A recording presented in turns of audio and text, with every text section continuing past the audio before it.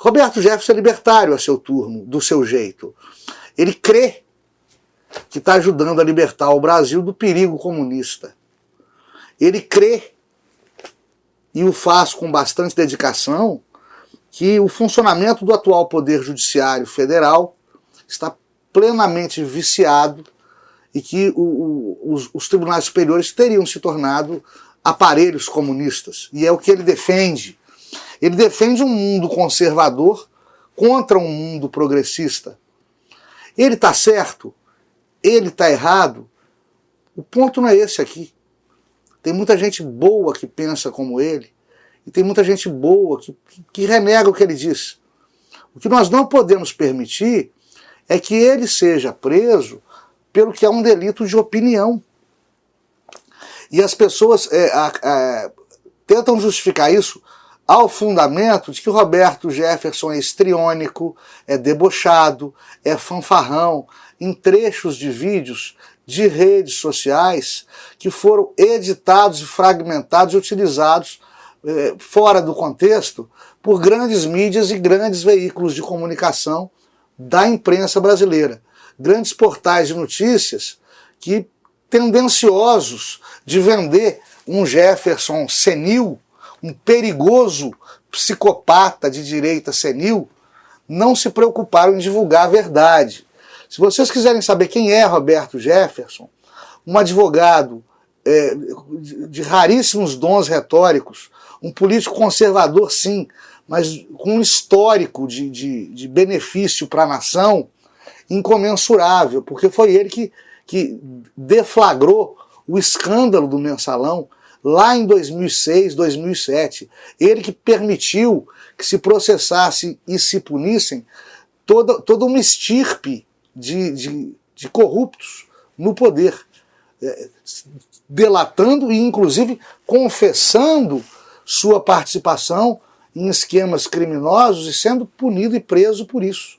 Pouca gente diz, mas Roberto Jefferson delatou, quando não era comum delatar, quando não havia delação premiada nos moldes que há hoje, delatou para poder acabar com um ciclo vicioso que também o engolia e que ele também representava. Ele fez o meia-culpa no momento adequado e no momento propício para tentar salvar a nação de um moto contínuo que talvez fizesse aquela época com que nós hoje não vivêssemos em uma democracia. Quem quiser conhecer de fato Roberto Jefferson deve assistir, está nas mídias, está no YouTube, está nas plataformas, a entrevista de Roberto Jefferson para Augusto Nunes no Direto ao Ponto da TV Jovem Pan. Lá vocês vão ver Roberto Jefferson não fazendo piadinha de meme, de WhatsApp, de rede social, que isso ele também faz, ele é um cara bem-humorado. Vocês vão ver Roberto Jefferson falando sério sobre política, sobre governabilidade e sobre o que ele considera sejam os perigos de um Estado comunista que o Brasil está se tornando, né? Ele tem direito de falar isso, ele não está no anonimato, se prostitui a ideia de prisão preventiva no Brasil.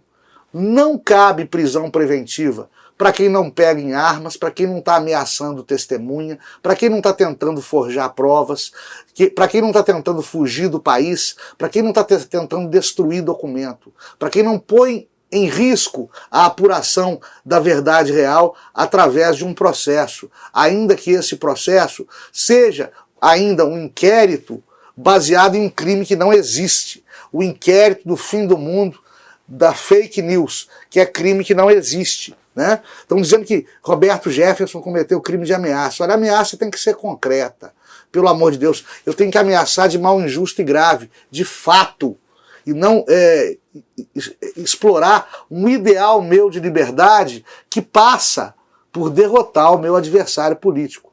E se isso fosse ameaça, o pessoal do lado de lá, o pessoal que prega a reforma agrária, MST, a ala mais radical do PT, do PSOL, o pessoal que invade propriedade rural, invade prédio público, estaria também cometendo ameaça, crime de organização criminosa e coisa que o valha. O que eu não consigo entender, e aqui eu volto à história das bandeiras, né?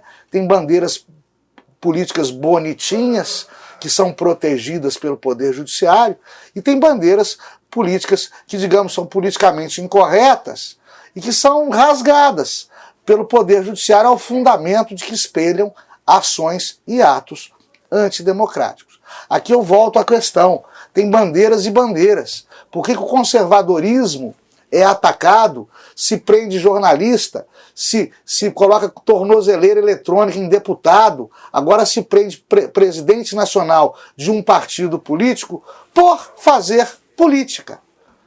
E agora, graças a Deus, a males que vem para bem, o absurdo é tão grande que agora parece que esse gigante adormecido, que é a classe de juristas brasileiros, finalmente acordou.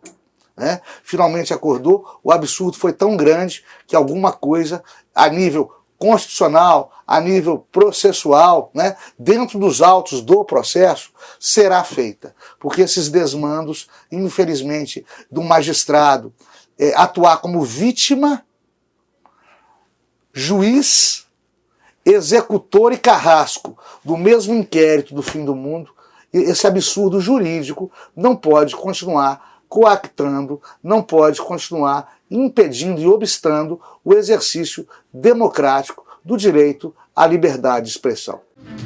Dê o seu like, clique na sinetinha e inscreva-se no canal.